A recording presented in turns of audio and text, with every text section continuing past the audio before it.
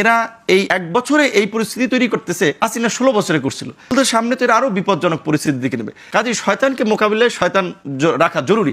কাজেই তাহলে বোধহয় এদের পাশাপাশি আওয়ামী লীগকেও রাজনৈতিক স্পেস রাখতে হবে। রাজনীতি করে না, কালচারাল, ব্যবসায়ী, বিভিন্ন কমিউনিটি, তাদের একটা প্রত্যাশা ছিল হাসিনা একটা মুসিবত ছিল, গেছে ভালো, এখন দেশে ভালো কিছু হবে। বাট এক বছরে যখন তারা দেখলো যে আগে হাসিনার লোকেরা মিডিয়া চালাইছে, এই অভ্যুত্থানের পরে এখন 2-3 দলের লোকেরা মিডিয়া দখল করছে, ব্যবসায়ী কমিউনিটির লোকদের কাছে চাঁদাবাজি করছে, মব সৃষ্টি করে মানুষের কাছে পয়সা নিচ্ছে, এবং বিভিন্ন মানুষকে আওয়ামী লীগ যেটা করতো ট্যাগিং করে আপনার হয়রানি করতো, হেনস্থা করতো, সমস্ত পুরনো কালচার আবার এখানে মানে পুনরায় চালু হয়েছে।